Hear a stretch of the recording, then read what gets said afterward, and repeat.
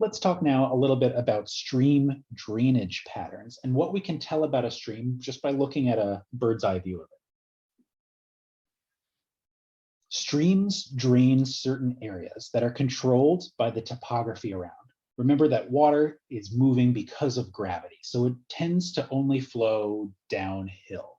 As a result, where you have hills, the water is going to run off the surface following the contours of that topography.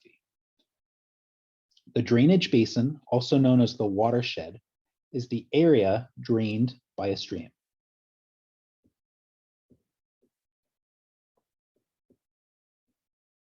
These areas are separated by drainage divides. These are topographic highs that separate one drainage area from another. So for example, this would be the drainage basin of stream A here. This would be the drainage basin of stream B. Any rain that falls on any point in the drainage basin, here or here or here, is going to run downhill and eventually end up in stream A. Whereas any water that falls over here is going to run downhill and end up in stream B. Those areas are divided by this highest topography contour in between them. So the highest point is going to be what separates it. And so if water falls just to the left here, it's going to go into A, and just to the right here, it's going to go into B. Oftentimes, these are pretty complicated to look at, and you are getting some experience in class right about now on reading topographic maps. So we can see one of those topographic maps here, and we can actually pick out where the drainage divide is, and the drainage basins for certain rivers, just by looking for the topographic highs. For example, Spearfish Creek here and East Spearfish Creek over here both drain areas that are near each other. To figure out what the dividing line is, you're looking for the topographically highest area and then just sort of doing a connect the dots to say water that falls here is eventually going to end up in that stream. Water that falls here is going to eventually end up in that stream.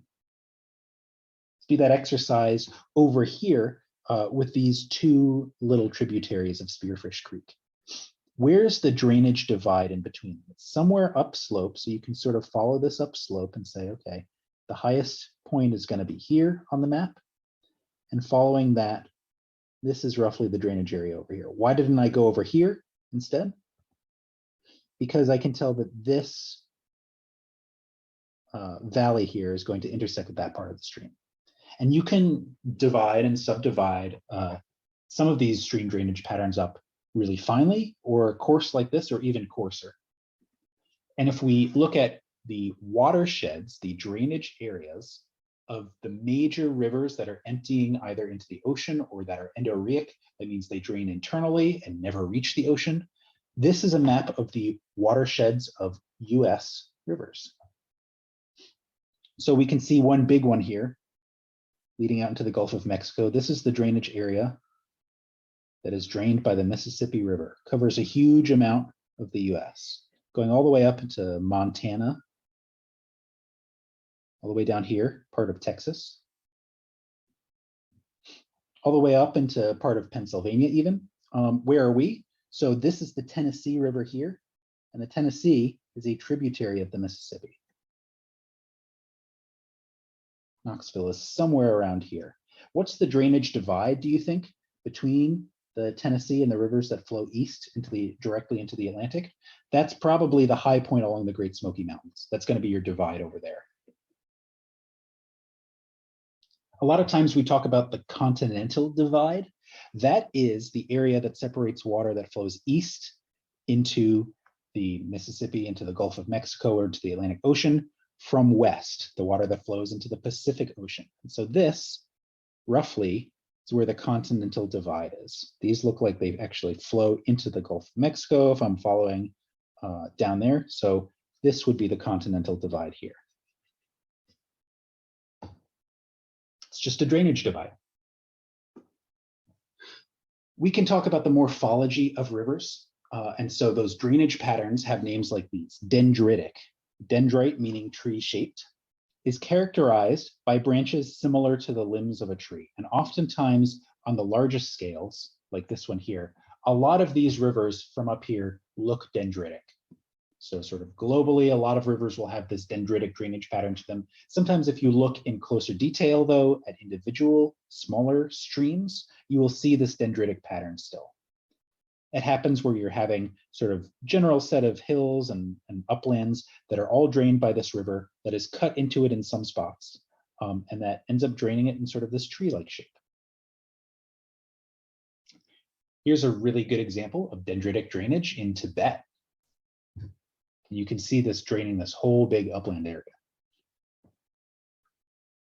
Rectangular drainage is kind of weird and a little uncommon. That only develops when you have a strongly jointed, so really blocky, rocky terrain, and the river will follow the joint pattern. Looks kind of dendritic, but a little blockier than that. Like there tend to be 90-degree angles or similar angles. This often happens in dry areas that are limestone covered. We don't have this in Tennessee in general. We do have trellis drainage. This develops in valley and ridge terrain, so areas that have lots of parallel ridges and valleys. And you'll note that in East Tennessee, we're in the Ridge and Valley province because our bedrock geology looks a little something like this. Because it's all been folded by tectonic activity, squished some of these anticlines, synclines, made some faults, and the fault blocks all push parallel to one another and makes this system of valleys and ridges. Trellis drainage is the name of the drainage that appears here. Rocks of varying resistance are folded into these anticlines and synclines, and we end up with major drainages all being parallel to one another, and only minor drainages being perpendicular to it. The major drainages are separated from one another by these ridges of resistant rock, the ridges that stick out. Here's a really good example of it near Norris Lake in Tennessee. So we have the major drainage here,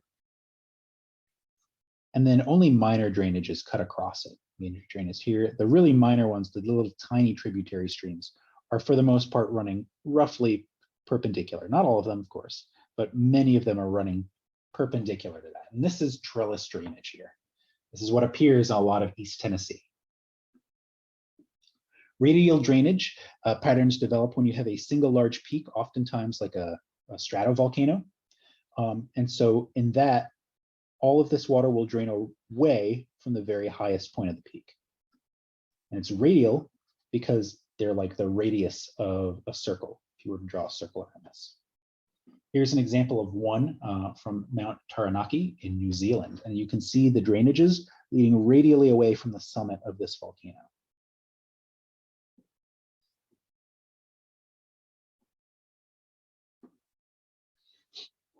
A note on drainage patterns and the fact that they don't always reflect perfectly the current topography, but actually they can reflect ancient topography that formed before certain periods of uplift.